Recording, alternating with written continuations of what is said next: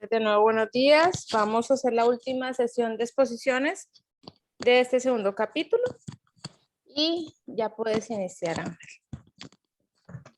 Permítame que tenemos problemas técnicos por aquí.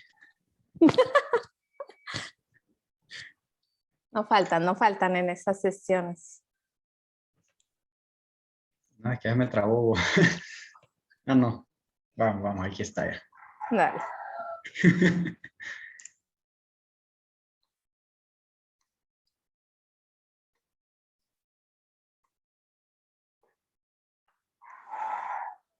Recuerden que es importante el manejo del tema, la ayuda audiovisual, todas las citas bibliográficas que tengan, la bibliografía.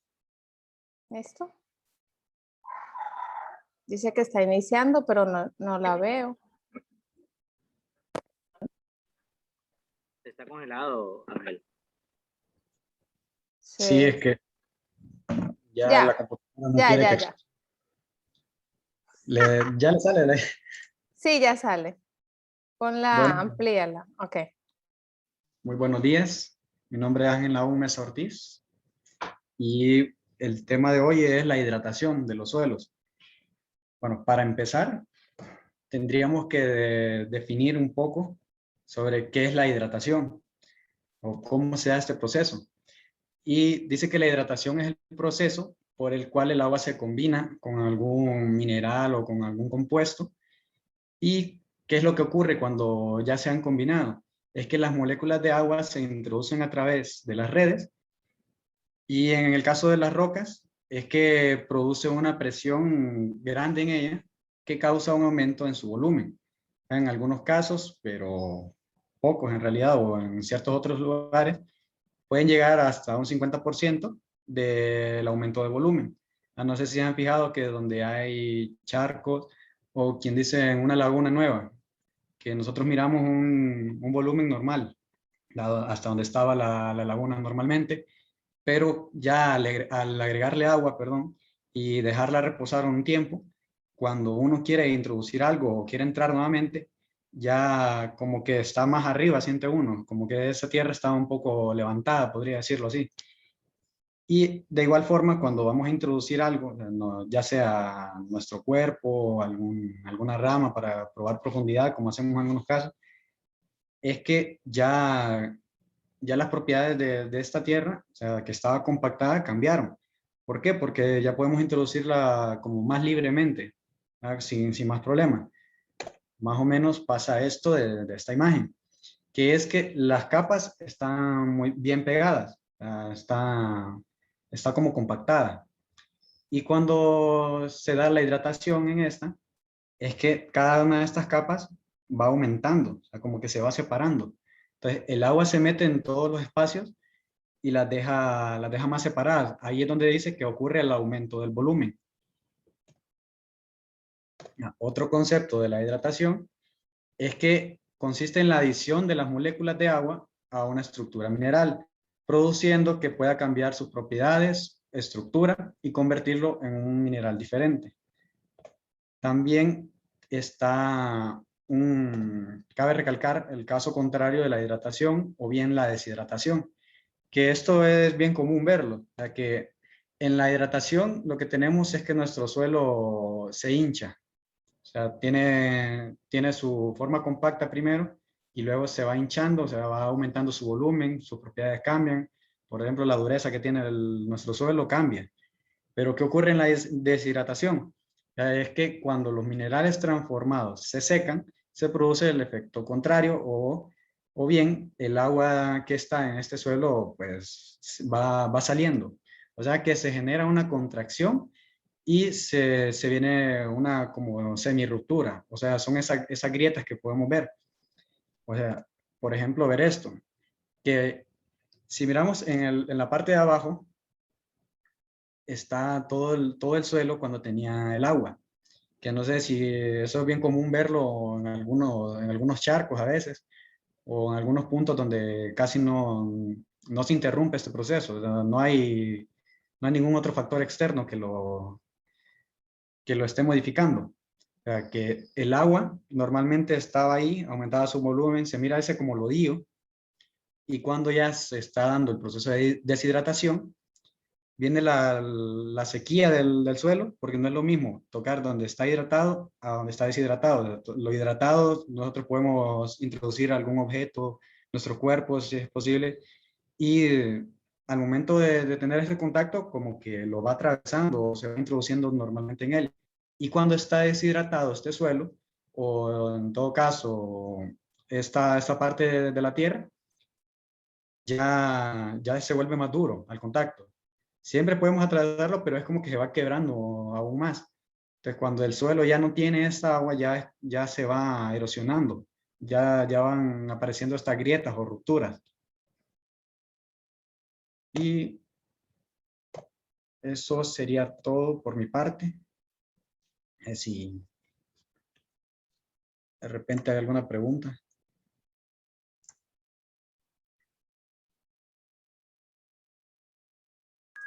Bueno, una pregunta sería, más que pregunta, sería una orientación a todas las exposiciones.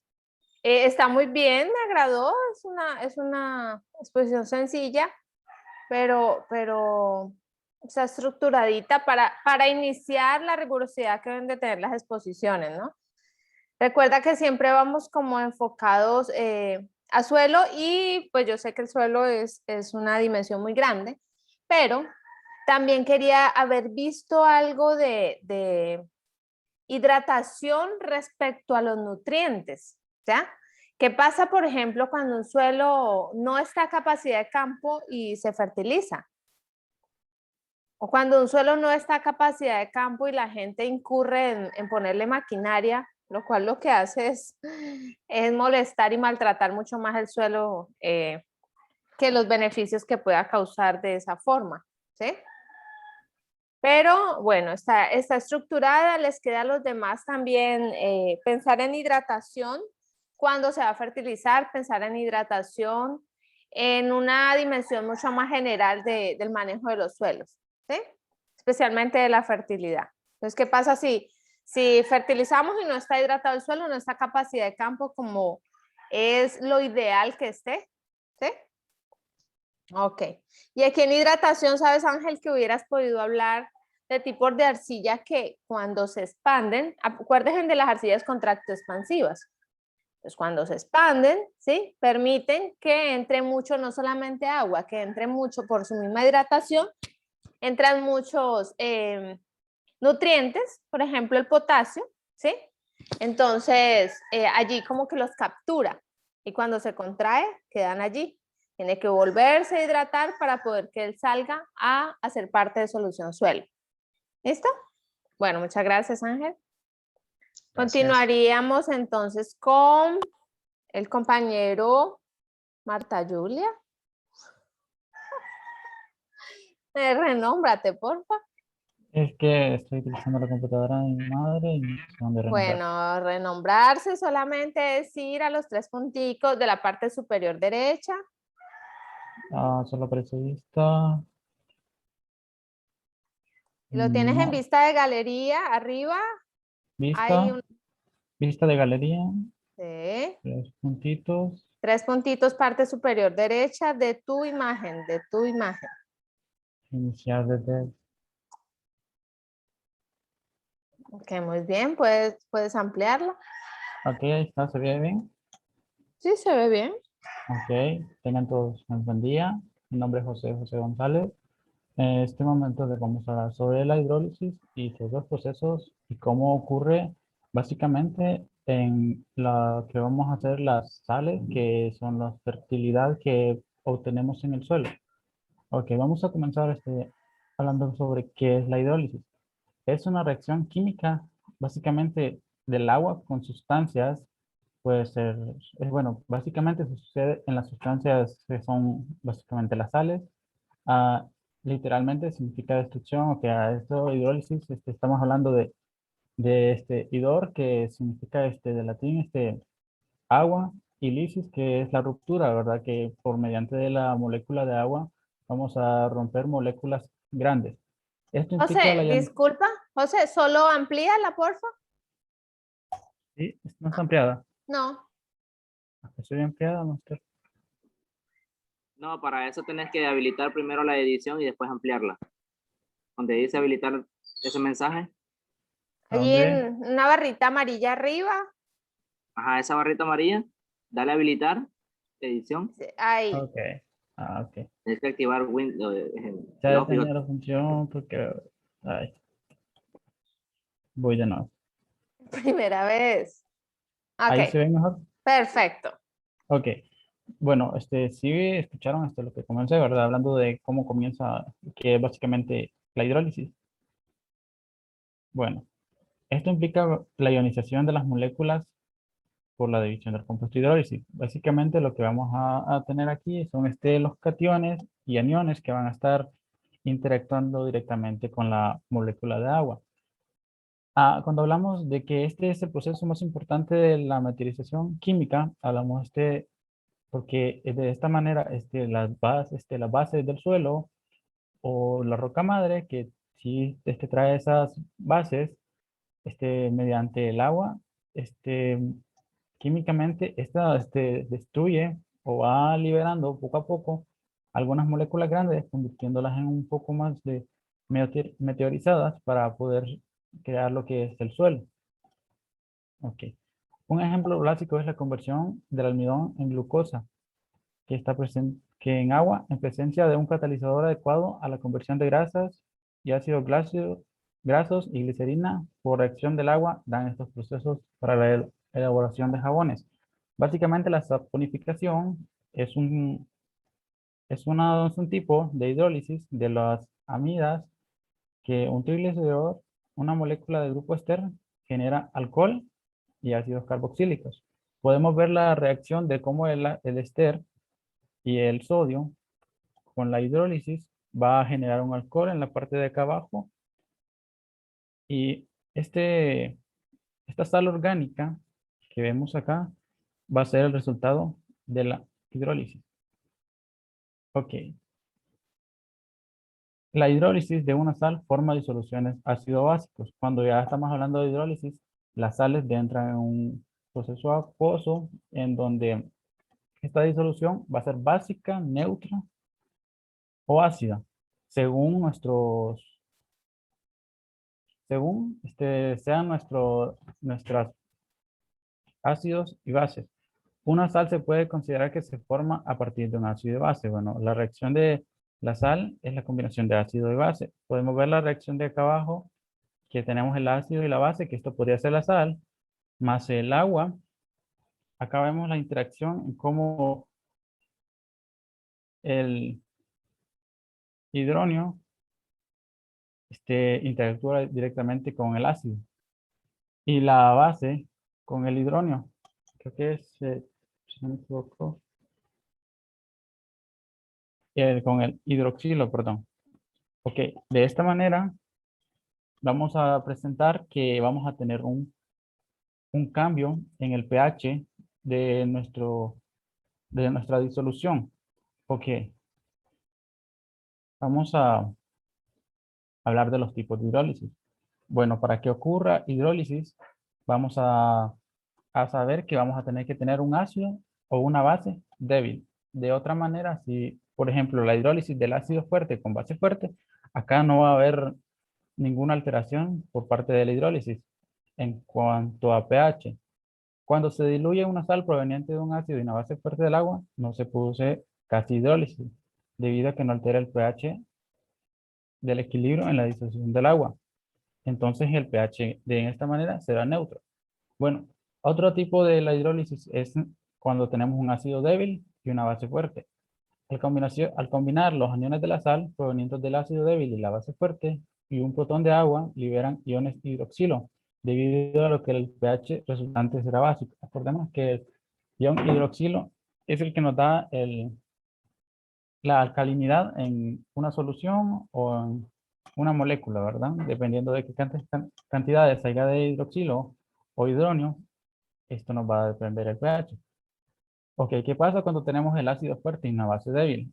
Acá el cation de la sal proveniente del ácido fuerte y de la base débil cede un protón al agua para tomar un ion hidrógeno. Acá tenemos una hidratación del agua debido a que el hidrógeno, creo que es bueno, el hidrógeno se pasa a la molécula del agua y debido a lo que esto, el pH resultará ser un poco más ácido, ¿verdad? Ok. Cuando tenemos un ácido y una base débil, acá vamos a tener un poco más de variación porque el que nos va a definir qué pH tenemos va a ser el que sea más fuerte, ¿ok? Si el ácido es, bueno, ambos son débil, pero siempre va a tener un balance entre ambos, no siempre va a ser igual. Si da que estos dos son completamente iguales, entonces vamos a tener un pH neutro, un pH que no va a cambiar. Ok, el cation de la sal proveniente de la base débil se combina con el agua liberando un ion hidrógeno y el anión de la sal proveniente del ácido débil se combina con el agua liberando un ion hidroxilo. El pH resultante dependerá de las cantidades de hidrógeno e hidroxilo que éste haya producido. Permítame. Bueno, el resultado vamos a tener un pH neutro en caso de que los dos ácidos y bases sean fuertes. Ligeramente básico si el ácido es débil y la base es fuerte. Y ligeramente ácido si tenemos un ácido fuerte y la base débil. Como se ve aquí, este prácticamente depende de si el ácido o la base es fuerte, vamos a tener la movilidad del pH. En caso de las sales formadas a partir de ácidos débiles y más base débil, el carácter ácido básico de la disolución dependerá de la fortaleza relativa de los ácidos y bases de los cuales provengan. Bueno, como estábamos hablando, acá, más que todo, con la solubilidad de las sales, vamos a obtener que al momento de hidrolizarse, algunos fertilizantes se van a ver alrededor de cada molécula, se va a ver un cambio fuerte en el pH, sea siendo este ácido o sea alcalino. Como ocurre con la urea, que alrededor de ella se crea un poco de acidez alrededor de la molécula, en parte, bueno, si tenemos un pH entre 6.3, porque nos va a permitir un poco de la solución pase a nuestro suelo y no tengamos tanta pérdida, mientras que si nuestro suelo es un poco alcalino, esto va a tender que nuestro nitrógeno se nos va a esfumar, pues de esa manera nos es un poco útil, pero acordémonos que esto tiene un poco de residualidad que a nuestros suelos no nos es muy favorable que sean demasiado ácidos. Ok, ¿qué sucede con estas sales? ¿Qué es lo importante de la hidrólisis? ¿Cómo podemos favorecernos? Por ejemplo, si tenemos un suelo que tiene demasiadas sales, está sobre, bueno, pasado de saturación sobre las sales, entonces podemos utilizar la hidrólisis, que esto va a romper un poco de las sales o las va a precipitar y vamos a hacer lo que llamamos el lavado de los suelos. Por ejemplo, cuando tenemos estos suelos que no llueve demasiado, pues, y tenemos que es un calor bastante, que la evaporación del agua sobrepasa lo que es la pluviometría.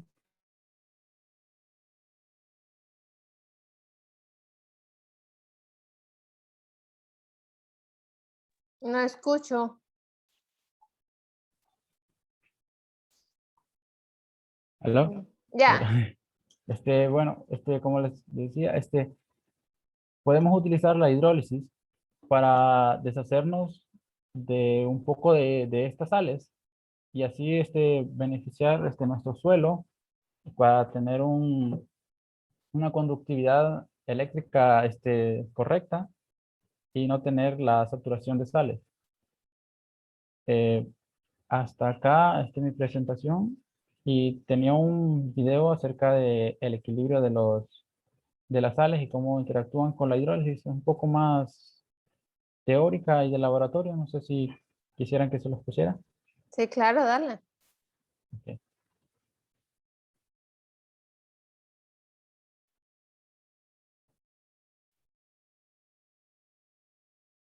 permítanme.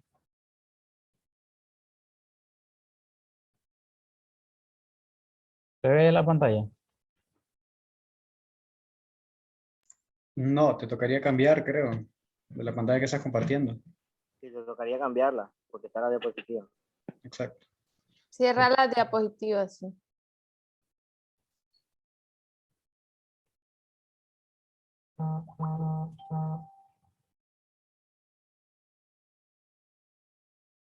Ahora sí se ve la pantalla de YouTube.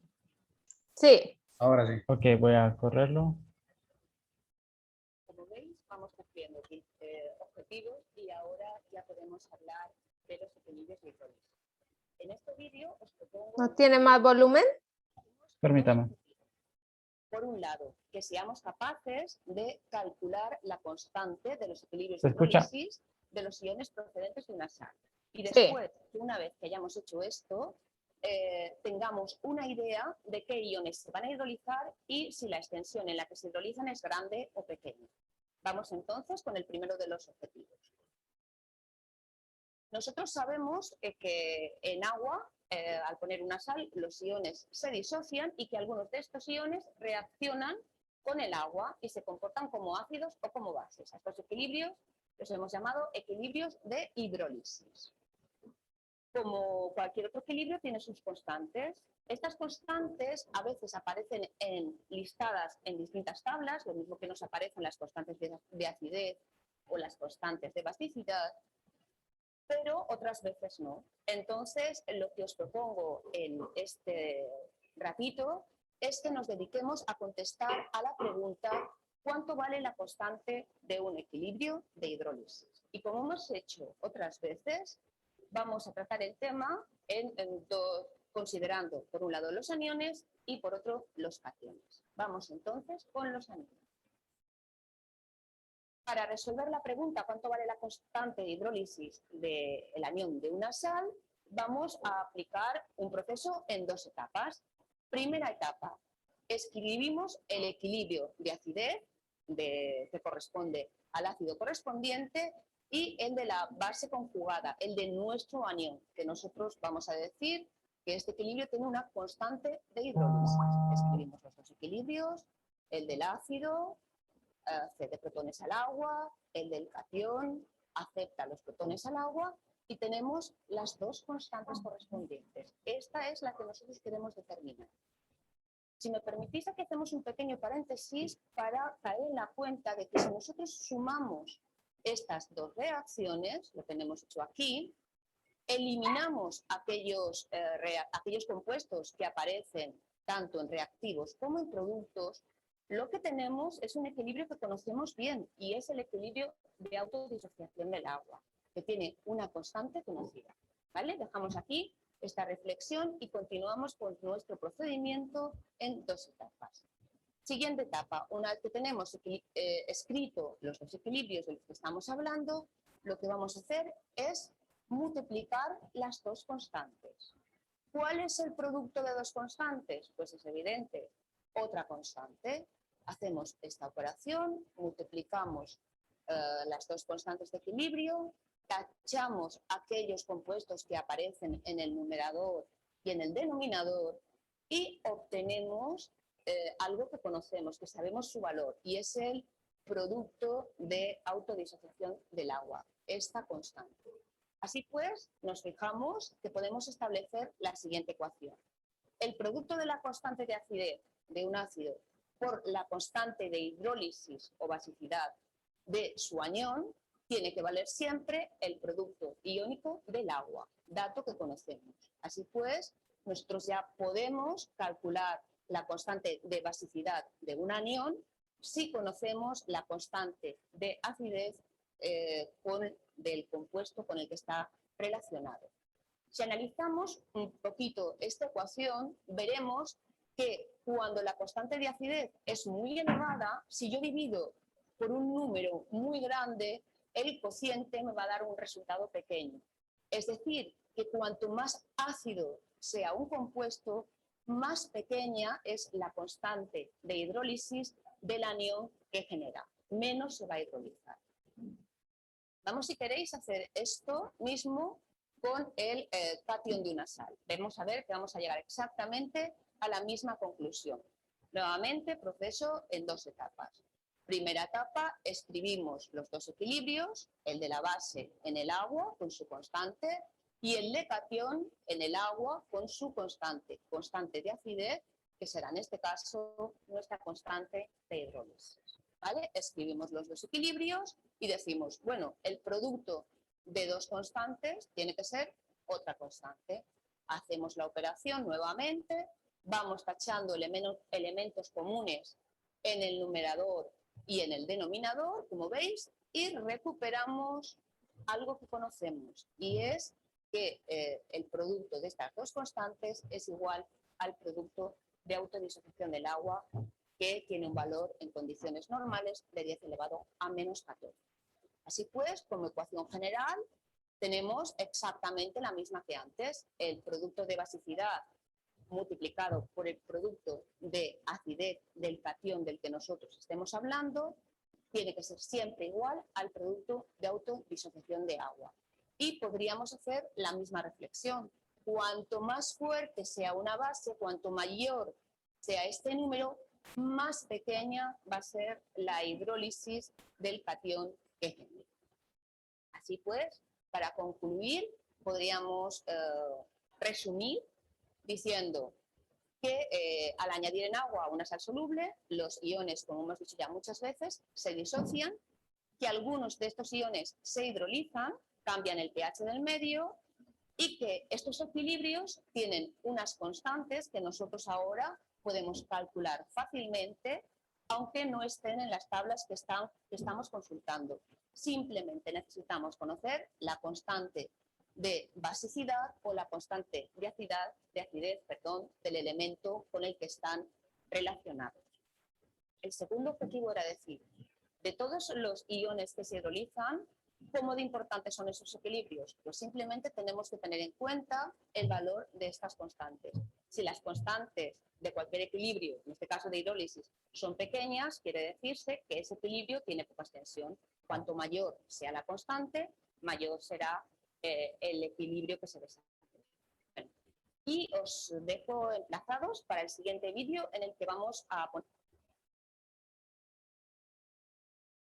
Bueno, en resumen de lo que hablaba en el video era de que el grado de hidrólisis de nuestras sales dependerá de que la fracción de iones interactúen con la constante del agua, por decirlo, entre más ácido y fuerte, entre más fuerte sea un ácido o una base, va a tener menor hidrólisis a que sea un ácido o una base débil. Ok, Master, en resumen, eso es todo. Ok, bueno, muchas gracias. Bueno, de acuerdo a ese tema, muchachos, algo relevante que puedo decirles es que cuando ustedes vayan a utilizar fertilizante de síntesis química soluble, o sea, cuando lo utilicen para fertirriego, el cual en su mayoría, bueno, después les voy a charlar un poquito de hidroponía, pero el fertirriego es una técnica ya aceptada como hidropónica. Sin embargo, hidroponía pura es solamente agua y fertirriego, pues ya se acepta como hidroponía, pero el fertirriego utilizamos sustratos, ¿sí? Entonces, allí es donde más utilizamos sales solubles. De allí hace es muy importante saber este tipo de conceptos, porque en ocasiones, por ejemplo, cuando uno hace hidroponía pura y va a preparar soluciones nutritivas, entre macro y micros, por ejemplo, la constante de hidrólisis de los micros en especial, ay, Dios mío, lo llevo como a la práctica, y cuando usted necesita disolver los micronutrientes, es tan poca su disolución, ¿sí? Es tan poca que requiere calentarlo, ¿sí? Cuando el agua se calienta, entonces mucho más fácil tenemos la posibilidad de disolución en más que todo los micronutrientes. Entonces es bien importante tenerlo en cuenta. Esto ustedes saben que, pues, que tienen que saber el porqué de las cosas y como la teoría, pero cuando lo llevan a la práctica, en muchas otras cosas se manejaría, pero netamente en la preparación de fertirriego es importante que tengan en cuenta esto, ¿sí? Es bien importante. ¿Listo? Ok, bueno, muchas gracias. Entonces, veremos mañana, si Dios permite. Recuerden que tienen muchas asignaciones, ¿sí? Mañana les voy a dar el chance o la posibilidad de hacer preguntas sobre la misma guía. ¿Qué quiere decir? Que si hay algo que no ha quedado claro, conductividad eléctrica, pH, materia orgánica, SIC, algo de historia, todo lo que hemos visto, ¿sí? Tetraedros, octaedros, minerales primarios, secundarios, todo lo que ya hemos visto, si hay alguna pregunta, vamos a ir a resolverla. ¿Listo? Entonces, aprovechen el tiempo. Recuerden que tienen varias cosas que hacer. ¿Sí? Y recuerden que las tienen que hacer bien. Bueno, muy bien, José. Muy bien también el complemento con el video. Aunque de pronto les quede un poco pesado al inicio a ustedes, es importante, ¿sí? Es importante que lo tengan y lo sepan. Nos vemos mañana, si Dios permite, y estudien, no pierdan tiempo, ¿ok? Cualquier pregunta, Bien, entonces maestra. estoy a la orden. Ok, hasta Buen luego. día. Gracias, buen día. Gracias, máster. Feliz día. Bueno, buen día.